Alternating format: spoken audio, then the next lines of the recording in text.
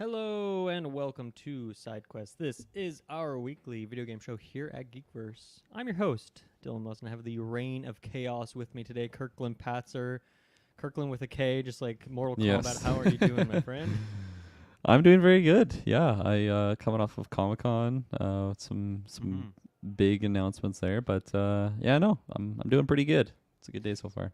Yeah, no, good shout out. We just did some coverage of all the Comic-Con announcements, and there's also a couple gaming things. So we're going to talk about those today, along with some of the games we've been playing and some MultiVersus hot off last week's episode, which we kind of centered around roughly the idea of MultiVersus, but what if Disney had done that instead? So should be a fun episode. And yeah, let's get right into it. Let's talk about the games we've been playing first off, and I want to start with the game that I've been playing for the last week or so here called Dungeons of Hinterberg. I don't know if you remember seeing this one, Kirkland. It's kind of been advertised by Microsoft a lot. So I don't know if you've watched any of their showcases. You might have seen it because it's a Game Pass game here. So this just came out recently. It's an interesting game. I want to talk about this in a few different angles, but first, I guess just like the premise of it. It's a game set on planet Earth, modern day. But the hook of it here is that a few years ago, out of nowhere, these anomalies popped up where there's these certain spots on the Earth where these just huge magic anomalies started happening. This is like a world that has no magic at this point, so it's kind of strange. Just magic pops up, all these dungeons pop out of nowhere, monsters start coming out of these portals near these towns and whatnot. But interestingly, like rather than that being like a terrifying thing that traumatizes everyone in the world, everyone's kind of cool with it, and they're like, "Damn, this is kind of interesting. We love magic. Magic's cool, and so this is fun." And so the game is set in this town of Hinterberg, which is kind of this beautiful mountainside village in the Alps, and this is kind of like the main spot where this magic has been occurring. So in Hinterberg, there's all these dungeons and these creatures, and so it kind of turns this town, which is like this peaceful little mountain town that would only be, like no one would really have any reason to come here. Now it becomes like this huge tourist trap, like attraction where people vacation here to come, get access to magic and come fight enemies and go solve puzzles in dungeons. So I really like that it kind of takes like what could be like an apocalyptic type scenario and instead turns it into like a cozy game. Like this game is very much a cozy vibe. It's very pleasant. It's very chill. That's also supported by the art style, the aesthetics generally. It has like a really nice kind of comic book sort of aesthetic to it, where it has kind of like the polka dot like comic book, like nice cell shading and all that. Very bright and colorful, like your main character that you're painting as. I think her name's Louisa, something like that. She has like a teal jacket and like pink hair. Like it's very colorful and vibrant.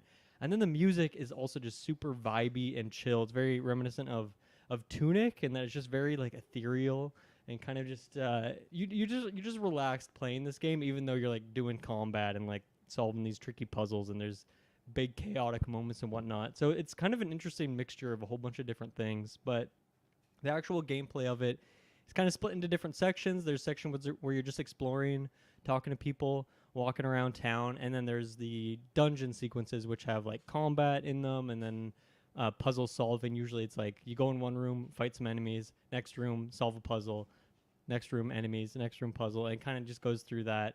But yeah, I like that the game like sets up right at the beginning like what you're doing. It's like there are 25 dungeons in this game, and you just gotta beat them. And that's it. That's the whole game. Like I'm sure there's some twists and turns that are gonna happen at different points, but it kind of just sets up like what you're gonna do and just says, hey, go have free reign, go do this however you want. There is like things unlock as you go through, so you don't have access to everything from the very get go.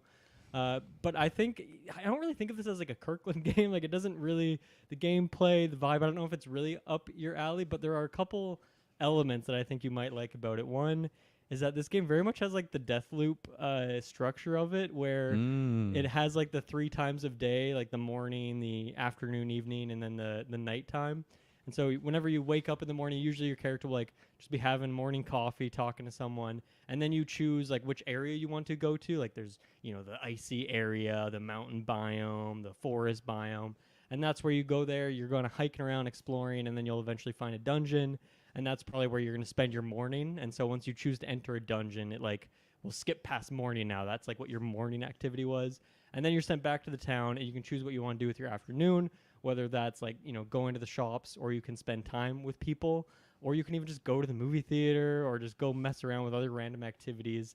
And in that way, it's actually kind of a lot like Fire Emblem Three Houses, where it's like, okay, I have limited time. Who do I Right. want to spend my time with? And so you can do it with like, I think this person's interesting or cool.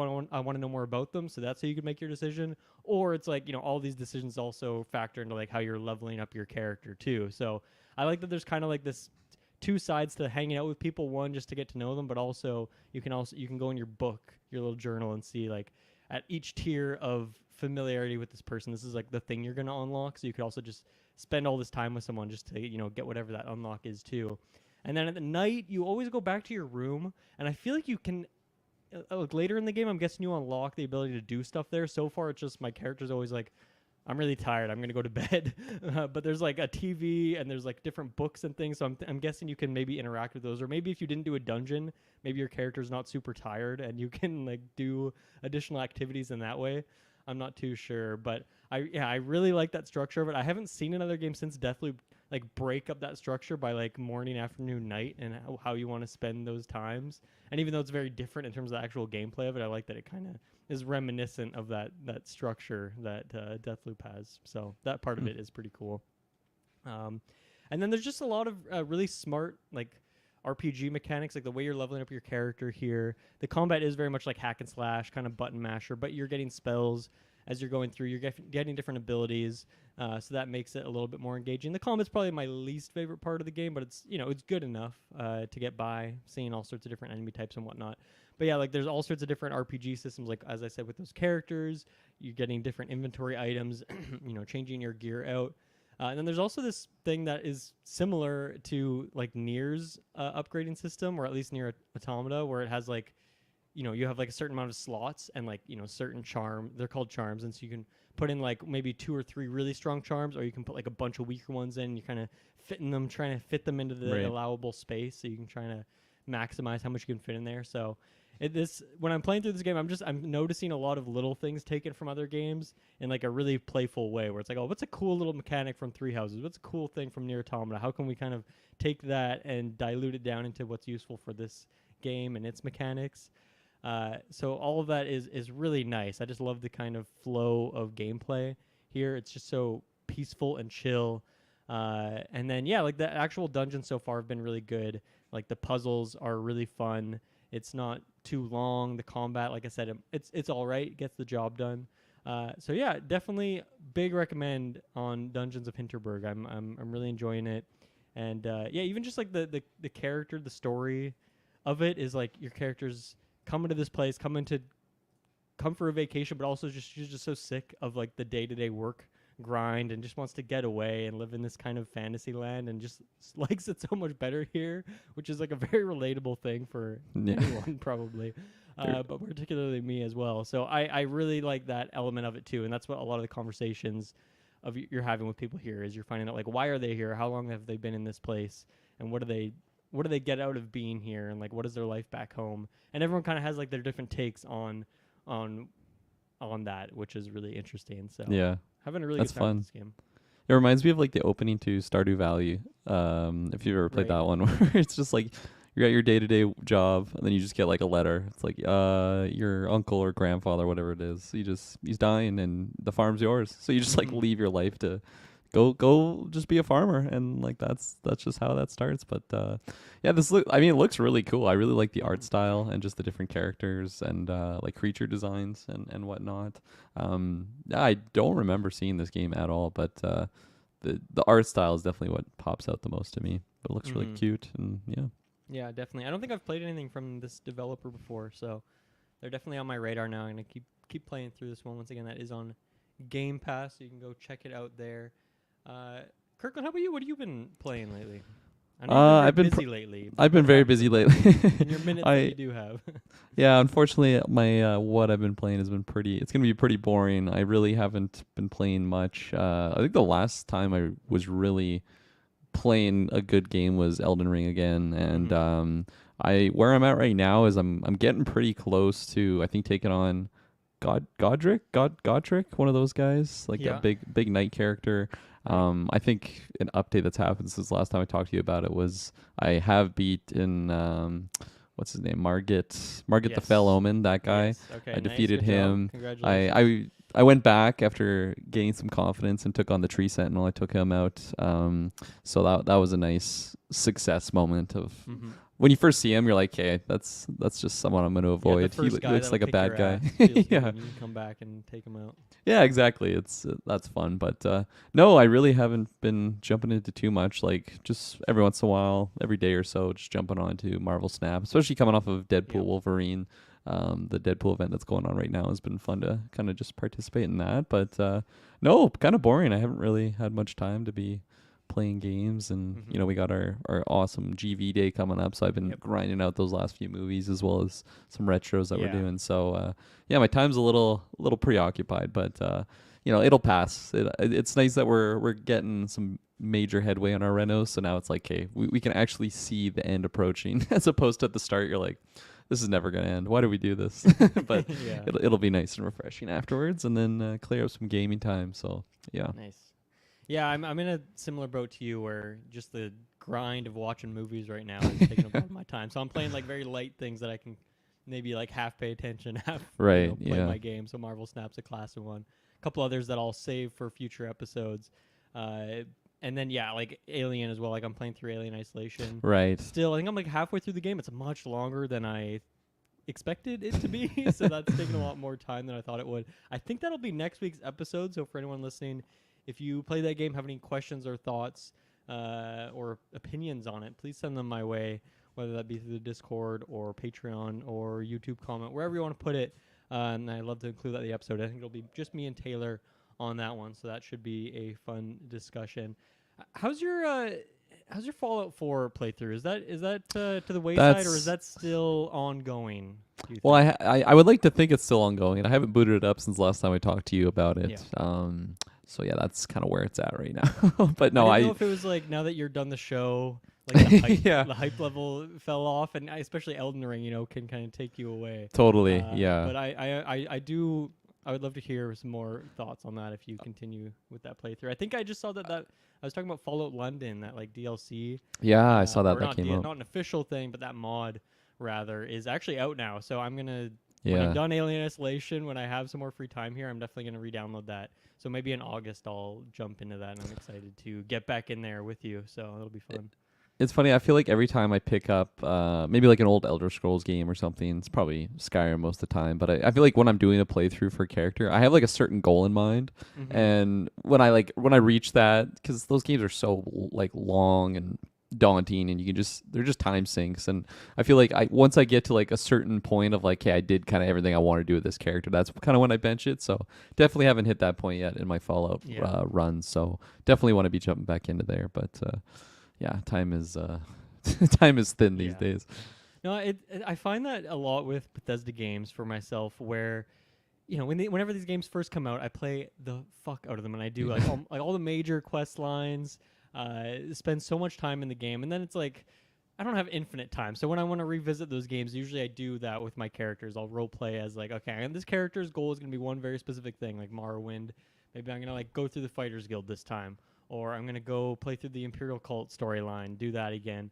And like every playthrough, whatever, every couple of years that I jump back in, I'll do one like shorter thing so I can kind of reminisce on that, get back in there. But then also I like that from a character perspective, that I'm not the master of everything, and instead I just kind of have one kind of simpler goal in mind. So that's, exactly. that's a more manageable way, or a digestible way, I should say, to tackle a Bethesda game, which is just infinitive, right? Oh, exactly. One of my favorite runs that I've done on Skyrim was I try to make like a pacifist character, which is just hilarious, to just not kill anyone. Just like really use like either like fear scrolls or like just non-lethal ways to take people out, which they don't really make those games for that reason. So a lot of like running away from random mobs, even just like some wolves crawl up on you, like my character would just be like, I would just be a runner, so I would just be sprinting away, and it it's pretty hard to do that, especially if you get into some quests because they force you into combat a lot of the times. But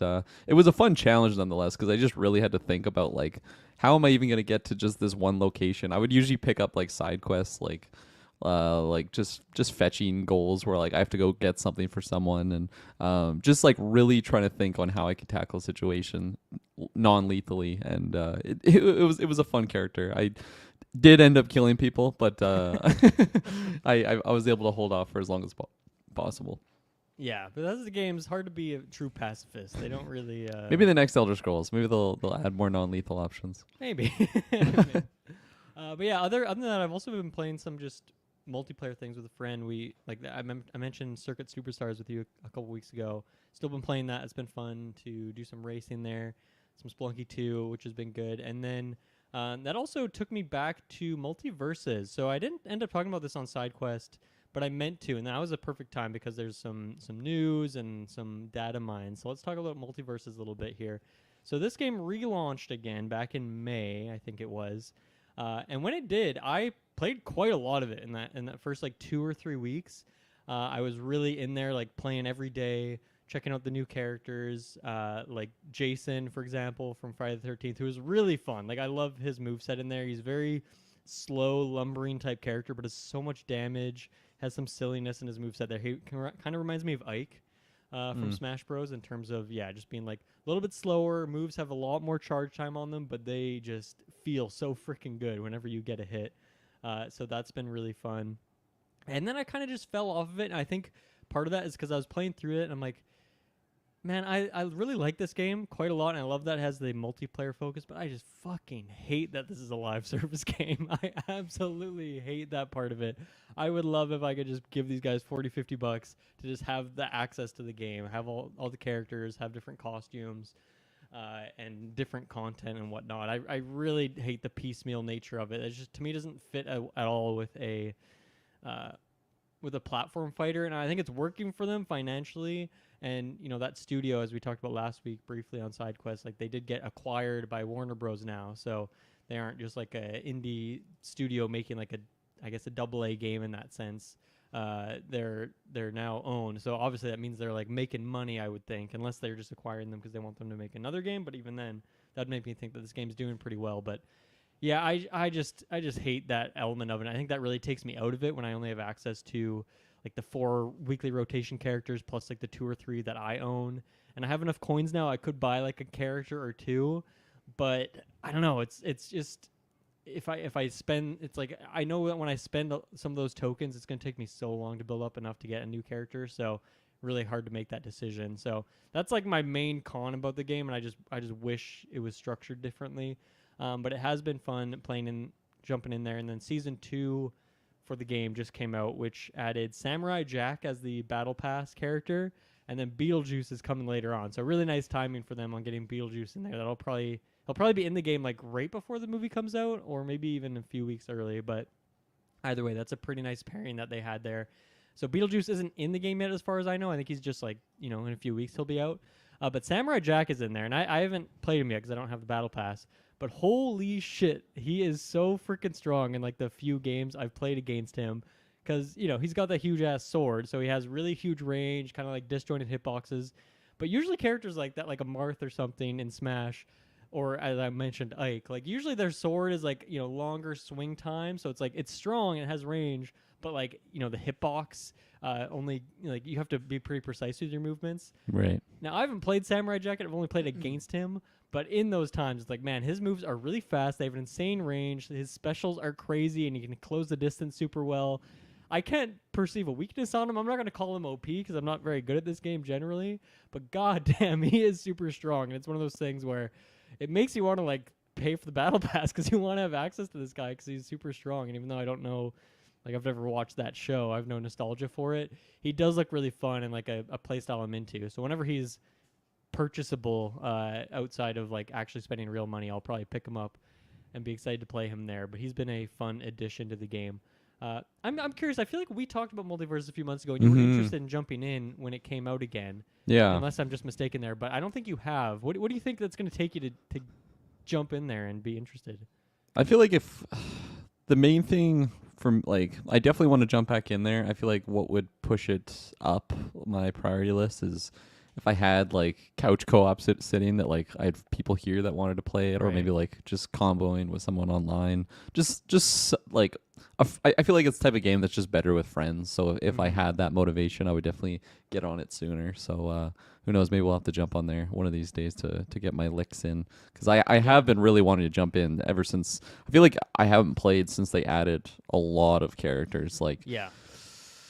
I want to be so bold as to say like I think like Velma was like the last inclusion, Oh, which wow. like that's crazy. like That was a pre long Iron time Giant ago. and all those characters. So yeah, it's been a hot minute, and I'm definitely interested, even just pairing with the other news that we're going to talk about today of like some of the other characters. It's got me yeah, it's got the interest levels up. But like I am completely in agreement with you on like the live service portion of the game. I think that's, for me at least, that's my least favorite part about it.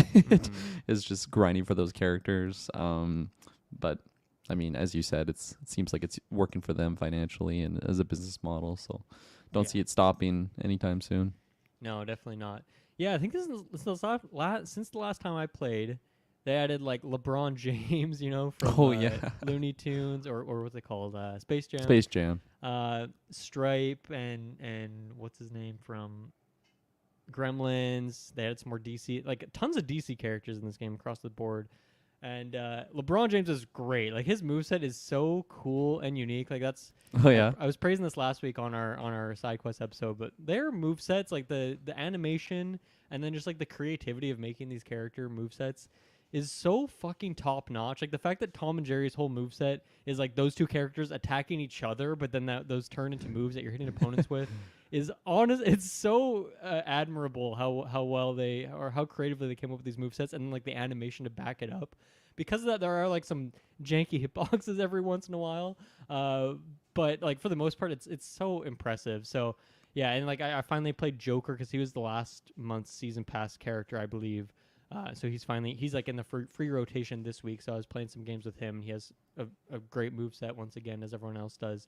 So yeah, it's such a fun game, and I would just love to spend more time with these characters. And I don't know, it'd be like, in theory, it'd be fun for us to throw this on a 24-hour stream or like GV day. But like, since we don't have access to many characters when we're playing it, it would be like, okay, I guess we'd play a few matches with like 4 characters. Like if I could sign in on my account, I guess we'd have access to like 2 or 3 more. But it's just unfortunate the way it is. Like I guess that when they were making it, thinking about like the value proposition, it's like, you know what, I probably wouldn't spend $80 on this game. So maybe that's where they were like, okay, well, let's go live service instead. But I'd probably spend like 40 or 50 bucks if I had access to everything at once.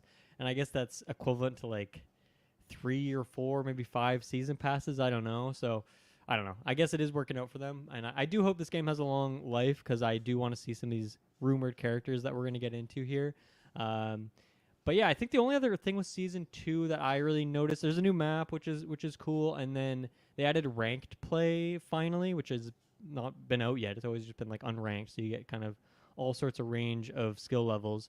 I don't think I'm really into this game enough to really want to get deep on the ranked side. I'll probably just continue to play unranked, or maybe I'll jump into ranked a little bit, but since I don't have many, like, here's one thing weird with the ranked mode is you can only play as characters that you have purchased, like with your tokens, or or with real money to have them. So because of that, I only can play ranked with like 2 or 3 characters, because I usually am just playing like the free rotation ones. So that kind of makes me not incentivized to play ranked. But I also, obviously, I'm not playing enough to really care too much about that. So not a big deal.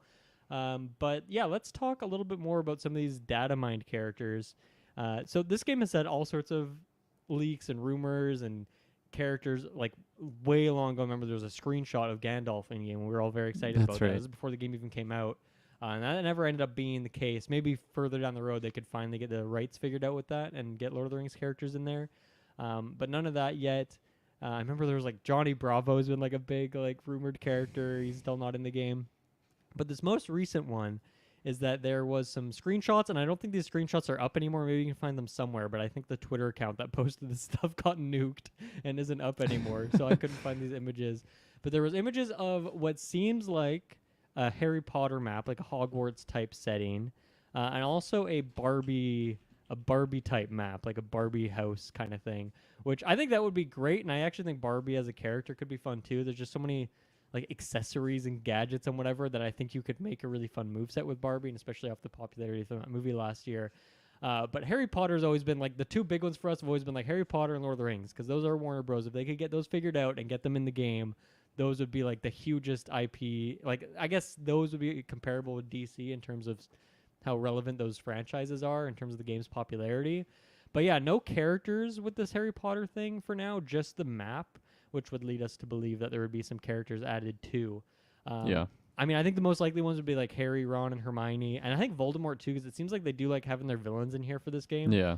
And then like I don't know, maybe Hagrid. Like who else do you think would be? I think Hagrid would be cool just because it'd be kind of different. Give him like the Wario bike too. Give him the Wario bike. Yeah, his dog could help him out to get the umbrella. Oh yeah, Fluffy. The lantern, smashing people with that, I think could be really fun. But I think those to me would be like the 5 most likely. I don't really know who else. Yeah, I'm trying to think of someone that would have like a very do different Draco or something. But like, yeah, it's hard to think of people who'd be super different. Like a lot of them would just be using same type of wand type moves, right? Yeah, whatever characters they have, I would love if they threw in like the Chamber of Secrets map with just like that throne area, whatever it is. It's not really a throne, but it's just the look of it is. I love that room. Yeah, yeah, but that's something that like, if I don't have enough coins for it, like I would shell out a few dollars to get access to that battle pass, probably to get presumably Harry would be the battle pass character for that. And I just think there's so much potential there, like obviously with all the different spells, and like the broom would be a perfect recovery move. I can already picture like the clumsy nature of like Ron versus like Harry and his kind of spells that he would have access to.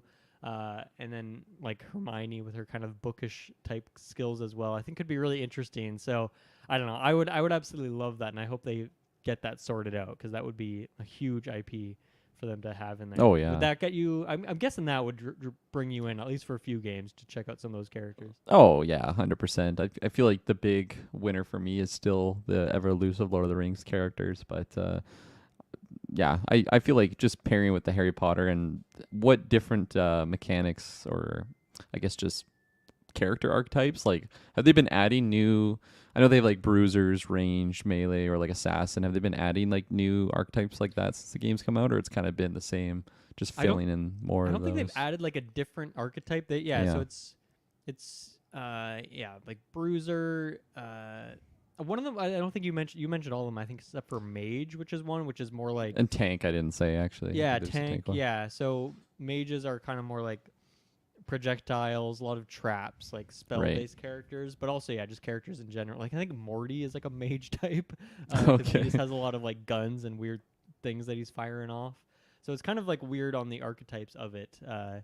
But yeah, I don't think they've added any new archetypes necessarily, other than like I don't know. The tank ones are interesting, like because Jason does feel like a totally unique character from anyone else because of how sluggish he is. I guess like Iron Giant's in that similar vein, but Iron Giant's so weird just because of how tanky he is. Like there's not really any. I can't even think of another platform fighter in any game that has a character quite like Iron Giant. Like that's a very unique one just because of how big and tanky he is.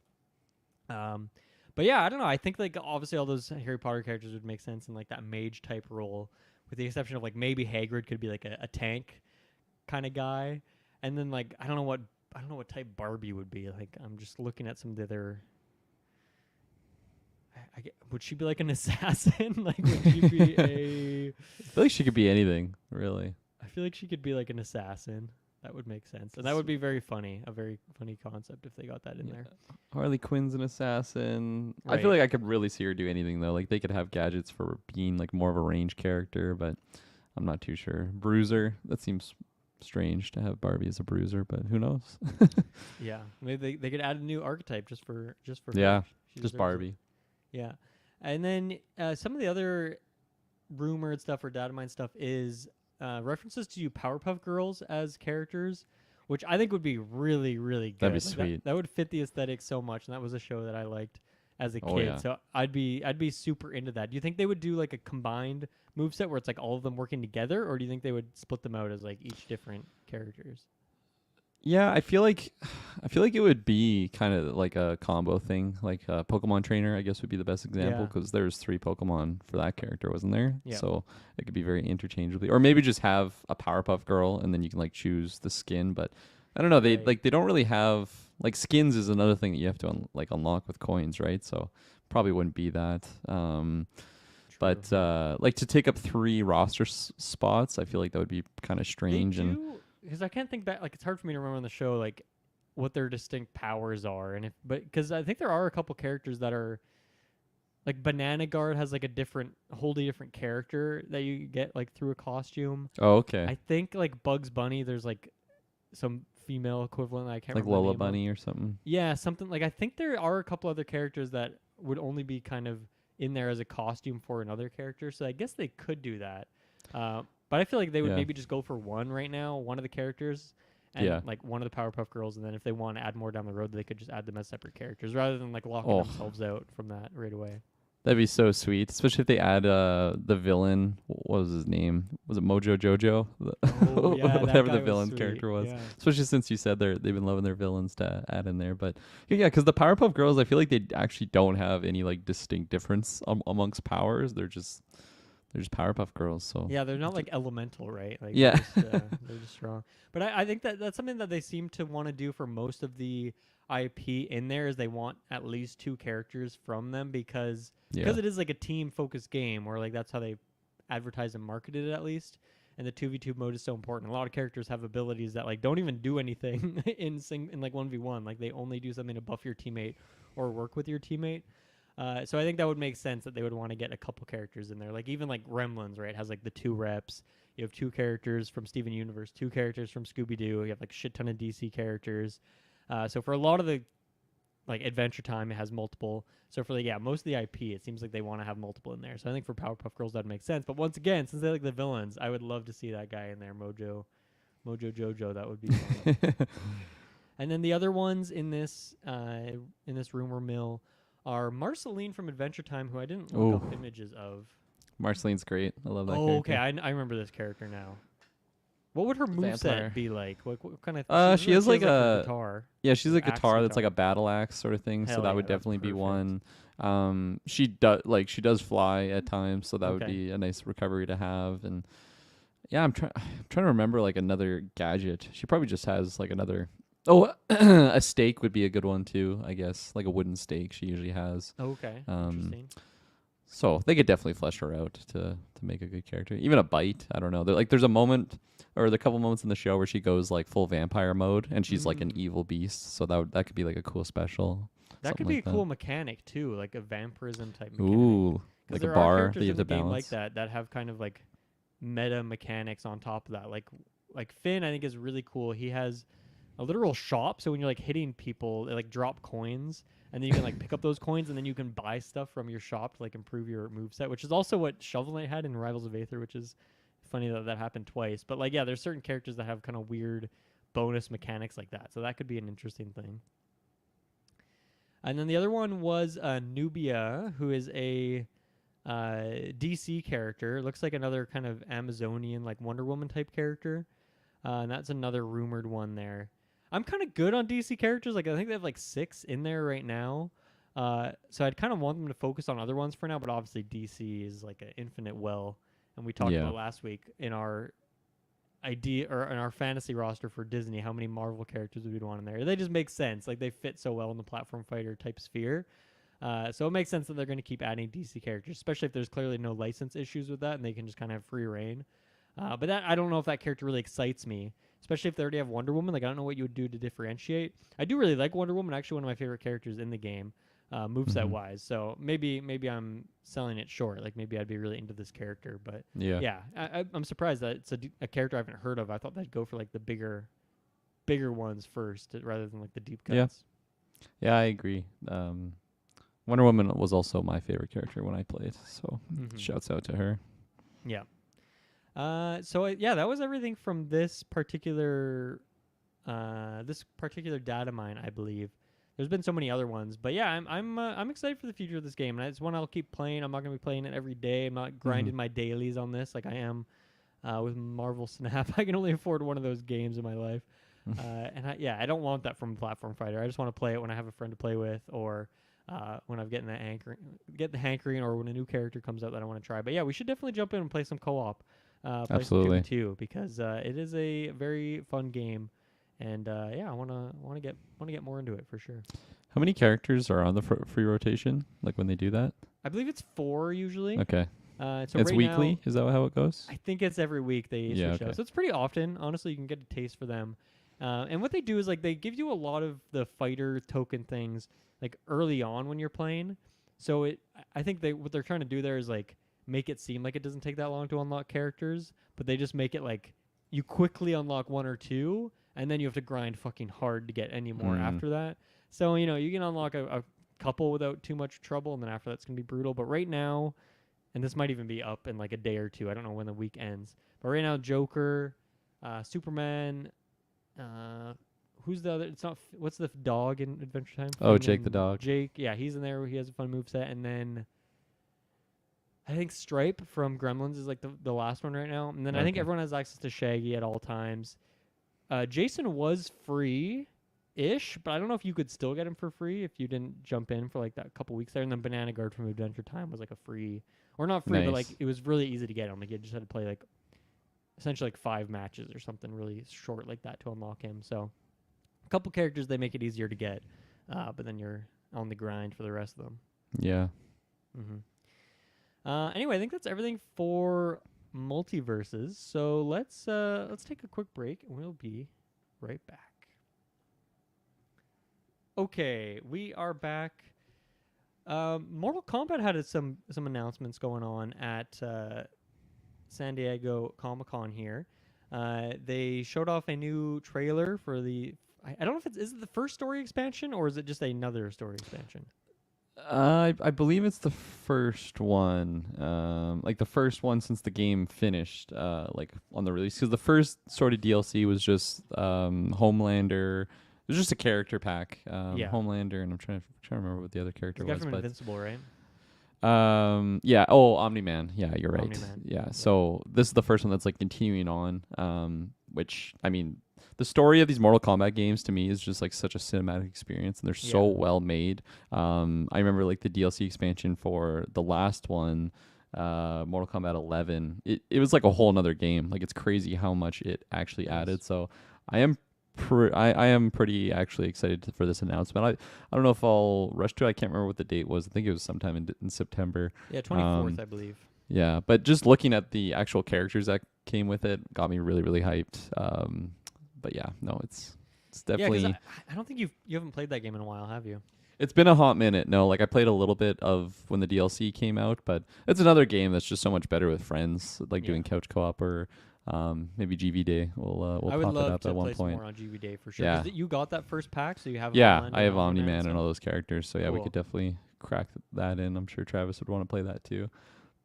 But these new characters too. Oh my god, I'm just so hyped. Yeah. We got Ghostface, Conan the Barbarian, which is just such a wild one to me, but it also fits so well. It does, I feel like just like a big meaty character like that just rips someone's head off is very, very fitting. And then T-1000 from Terminator 2, I believe, was one of them. Noob Saibot, that's like a classic. That's a classic Mortal Kombat character. If you don't know the lore, that's like the original Sub-Zero. And then after the events of the first game, he like actually dies, and then he comes back in Mortal Kombat 2 or 3, but he's like a ghost version of him, and that's Noob Saibot. And it's a funny name, but what it is just Ed Boon's name and the other like co-creator. They just like combine the two to like make Noob Saibot.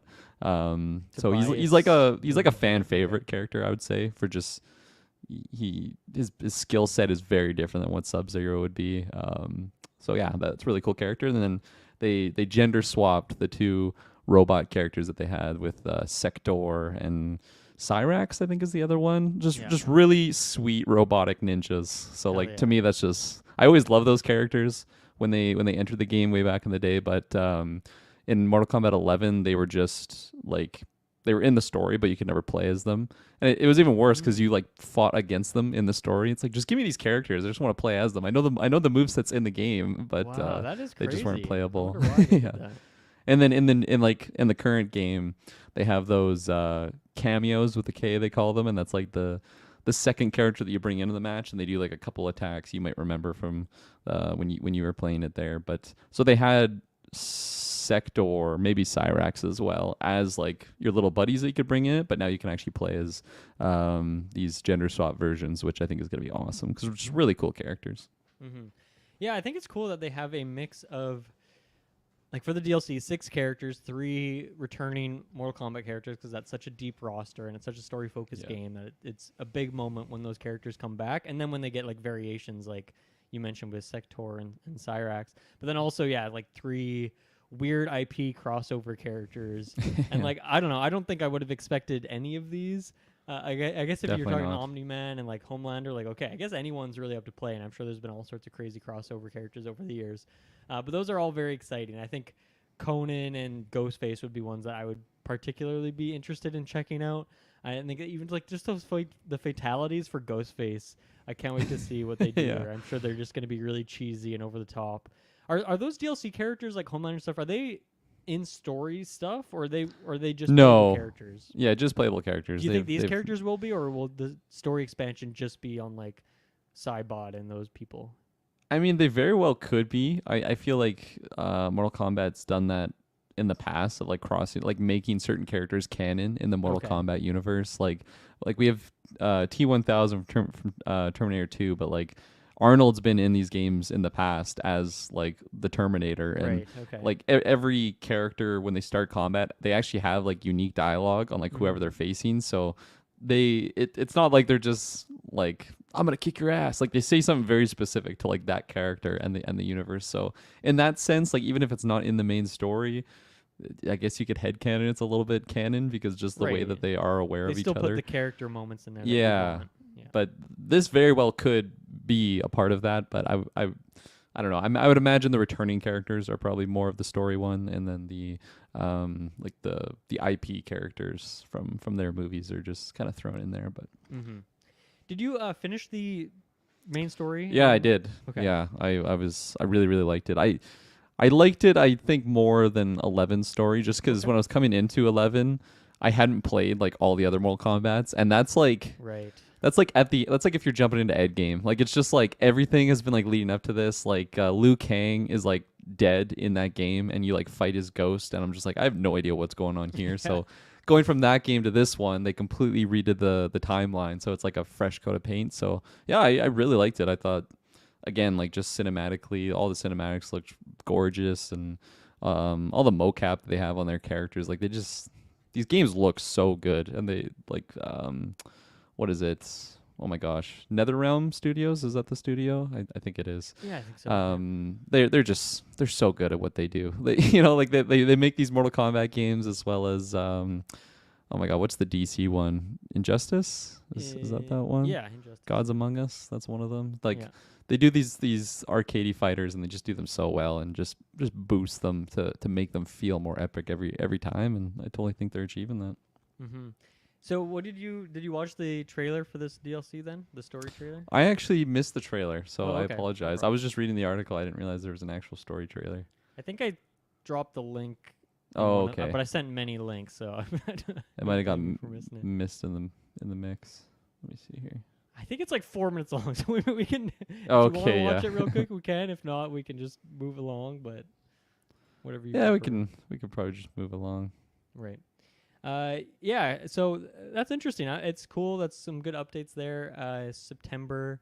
So that is before the 24-hour stream. So who knows? Maybe some of that stuff would get played on that 24-hour stream. That would be cool. But either way, I'd love to jump in, play some more on GV Day. That would be pretty exciting. One thing I saw, and it seemed like some people were cheesed about this, and I'm not, of course, deep in the community. I was just on like a random Reddit thread. Is that I guess with this announcement at least, and maybe it'd be different by the time the DLC comes out, but there are no cameo fighter additions, so like the backup fighter guys, people that come in for the special moves as additions here, and I don't think there was for the first like Homelander DLC pack either. So it seems like they're just maybe not going to do that as fighters. How do you feel about that? Like, do you want more variety in there, or do you feel like it's pretty solid what they had, and you're like, you know what, just put all your resources into the actual playable characters?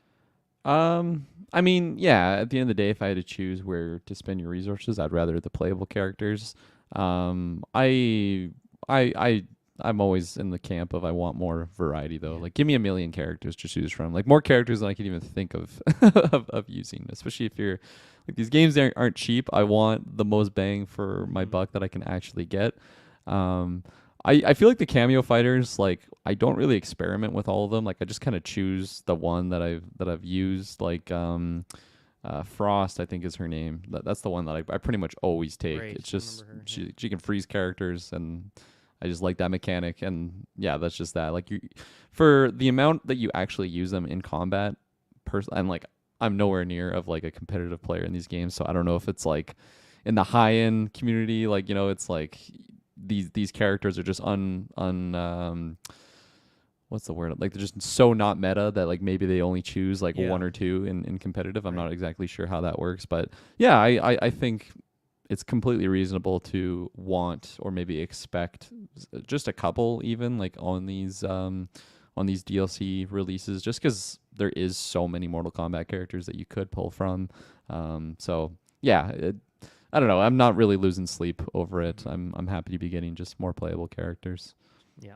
Is there any like Mortal Kombat mainstay characters that you want them to add to this game that they haven't yet and aren't on the slate here?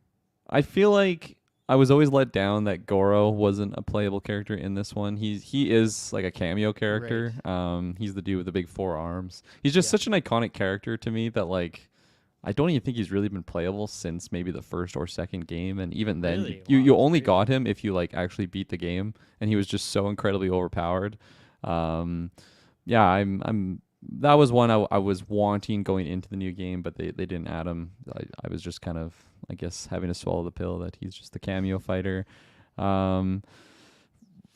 Really, I feel like they got all of my favorite ones in here. Like Smoke was like that was another big fan favorite character that I remember even Tyler Saris mentioned like that was his favorite character back in the day. So it was really cool that they had brought him back. But yeah, no, like everyone I feel like that I want is in there. I don't know, maybe I'm just pretty shallow when it comes to my picks on who I'd want. Because even like a character like Shang Tsung, like I think he might have been a DLC character. I got him because I just pre-ordered the game. Maybe you get him if you beat the campaign or something like that. But so like all of the ones that I would want are actually in there, which is great to have. But yeah, I guess Goro would be my one pick that I would throw in there. Promoted from cameo to main pick. Yeah. Yeah, so that probably wouldn't happen in this game, but maybe in Mortal Kombat 2. Is that what you think they'll call the next one? Probably. Or like yeah, I think it would just be that Mortal Kombat 2. It's gonna get confusing Yeah. in the long run, but you gotta do what you gotta do. I guess the other thing though that they announced with this DLC is they're bringing back animalities. Okay, yeah, which I saw is that. I don't like. Is that a big deal for you and the fans? for me not at all. I always thought they were kind of weird. Like it's just like a different type of fatality where like a character turns into like an animal and just they turn into the animal. I thought Yeah. they would, like summon them or bring them in. Well, I'm at least for the ones that I had seen, it is the character actually turning into an animal. Like Melina was one example that they used where she turns into like a giant praying mantis, just chops someone cool.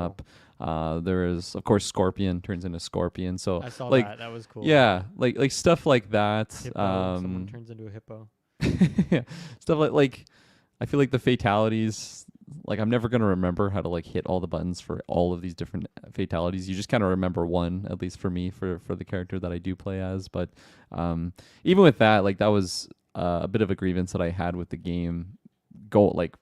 Off of release is just how hard it is to unlock things for all the characters. Like especially if you're like for me, if I'm only playing Melina, I will unlock like all the stuff for Melina. But if I'm playing couch co-op with friends, like only player one has all of the Melina unlocks, even if we're doing Melina versus Melina. And it's like, I think that's kind of grimy, especially like, unlike MultiVersus, this is a full price game. And like, I don't know, maybe you're just trying to make it grindy and incentivize people to keep playing it to unlock things maybe in more of a single player sense. But if I'm playing couch co-op with friends, like I just want access to everything. And I don't think that's too much to really ask for. So that's like my biggest con, I think, with the game overall. I think even Mortal Kombat 11 had something similar to that. So I guess it's just kind of their business model going forward. But Yeah, it's a little bit upsetting with that because a lot of these animalities, whatever the hell you call them, probably won't even be able to do them like playing couch co-op unless you actually unlock them all for each individual character. Yeah. So, bit of a bummer there. But I don't know. It's kind of cool that they're throwing them in there. Some of the videos that I saw of just some of them look pretty gruesome and Yeah. grotesque. Yeah, that was a funny, just weird thing that I'd never heard of before in like a previous game. So I'm sure there's some people who are just incredibly hyped because they never thought they'd Yeah. come back or something. But I can't remember what game they got introduced in, but like definitely one of the older ones. Yeah. I remember seeing it with like kind of crappy graphics. yeah, right on. Anything else with Mortal Kombat? I hope this DLC kind of, at least from my perspective, I feel like the game is kind of, I don't know, kind of fell off. Like it kind of lost its momentum pretty quickly, and maybe that's not accurate with like Steam numbers and whatnot. But I just feel like with Street Fighter 6, that game has seemed to have gotten pretty popular and pretty relevant. Whereas I feel like this came after like couple weeks, it kind of just fell into the melange of a million other games that are coming out. So I don't know. I don't know. Maybe that's not an accurate view of things, but that's at least my perception of it. Yeah. But this DLC is pretty cool. Although I don't feel like these characters are huge, super massive ones that are going to get everyone back into the game. But I don't know. I think it'll get enough people, hopefully. Yeah. There's no like Sauron. I'm waiting for that DLC. That would be sick. That'd be What so has sweet. been like the coolest crossover character from like any of the previous games? They did Predator. That was a pretty That's sweet good. one. I That's think really good. MK9. That was like that one had the Xenomorph as well. Like they had Predator and the shit. I Xenomorph. should So go of course watch like some of that Alien. gameplay. That is so cool. Of course, Alien versus Predator. That's always a great matchup there. I feel like everybody loves Arnie. So like when he's been in it, I feel like he's been in it a couple times actually Nice. as different Terminators, but maybe I'm just misremembering that. But Joker, that was a good release as well for 11. They've had like in the past like a lot of interesting crossover ones, like especially like the big movie type characters. Like now we're seeing Ghostface and like John Rambo. That was one. RoboCop was a really cool one. Oh yeah, that'd be really fun. Yeah.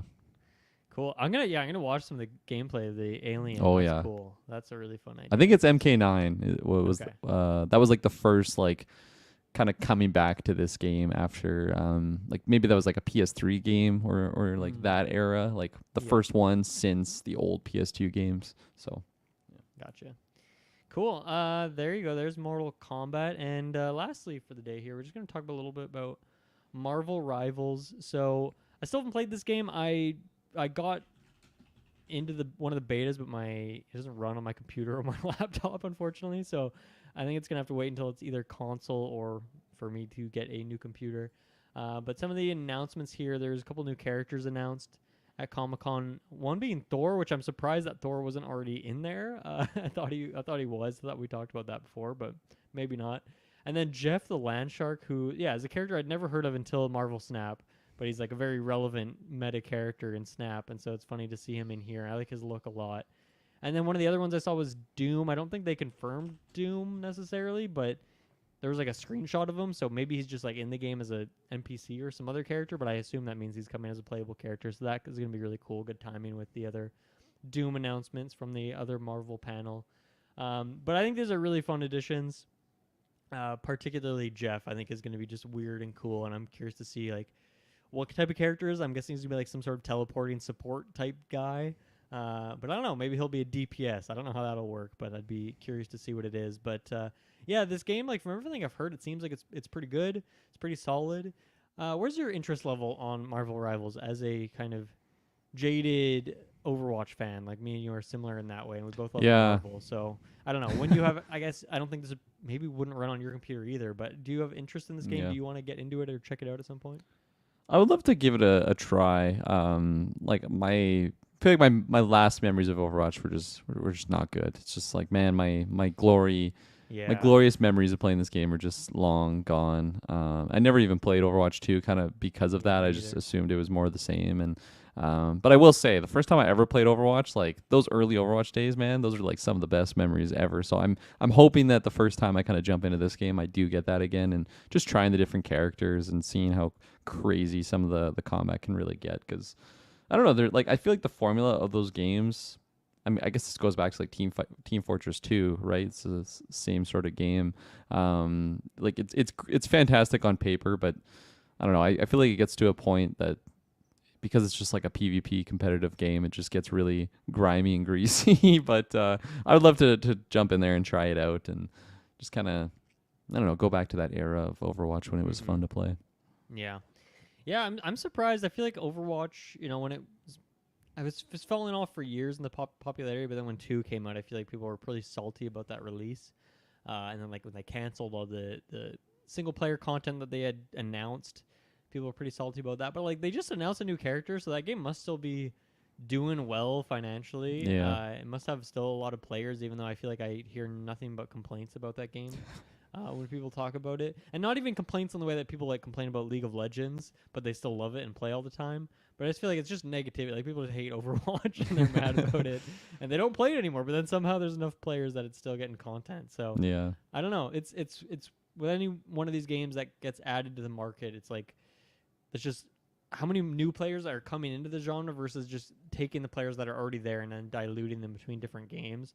So Yeah. I'm curious to see what the long running potential of this game could be, because obviously Marvel Avengers really ate it, and that game's dead now. Marvel Snap, though, on the other hand, in terms of live service, living game, is like very successful, doing very well, and going to continue for probably years and years and years. So I wonder where Marvel Rivals will fall in that department. Hopefully it does pretty well. Like I said, I want to check it out at some point. It seems pretty cool. And I think these characters look fun. Like I'm sure Thor is going to have a really fun moveset.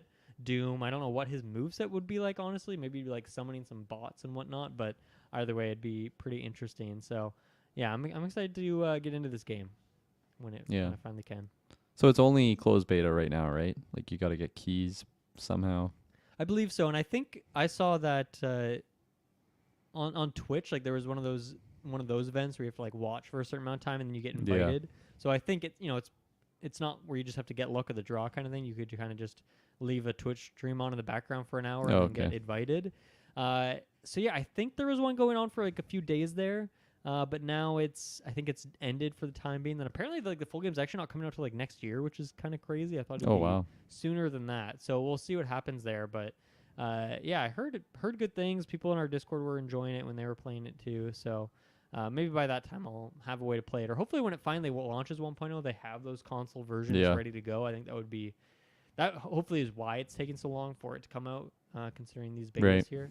I think they kind of need that with crossplay to just make sure they have enough players to sustain the game. And I don't know what the monetization is like in that game either, but hopefully it's not too savage. Hopefully it's just costumes and you have access to all the characters right away. And I think one thing they have, which is nice, is they don't have the blocked like character picking. Like I forget what the term is for it, but like how Overwatch now it's like, okay, 1 tank, 2 healers, 2 DPS, and like you have to stick to that. The caps on the characters. On the different archetypes there. I think Rivals is like fully unlocked in that way. You can play whoever the heck you want. Nice.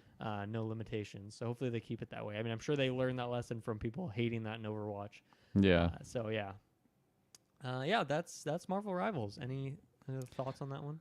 My favorite clip I've seen on that game is someone was playing Strange and they did like a portal in front of like the spawn of like the enemy and then like right off like a ledge, and literally like you just see every character like just go through it and they just all fall off. It's just like a mass multi-kill. So I'm still in the game, or if that was like we should probably not allow. It was a while ago, so it might have been pretty early when I did see that, but no, like I'm excited to just jump in to the game for the first time, and like there'll probably be people around me that know the mechanics, but just like in like seeing those interactions for the first time, that's what makes like some of my earliest Overwatch memories just so stand out, because of those chaotic moments before everyone just gets so good at the game. And it's like, why aren't you hitting that guy? It's like, I'm not good at hit scan. I'm sorry, I can't hit him. Yeah, those early days when it's just all bliss and glory at times. Okay, I think that's gonna do it for this week of Sidequest. A little short and sweet sort of episode here. Like I said, next week is going to be the Alien Isolation retrospective, which should be a good time. That's been a very interesting game to play. And I think that's going to do it for us here today. Thank you, Kirklin, for joining me. Thank you all for listening. We'll see you again next time. Bye. Bye.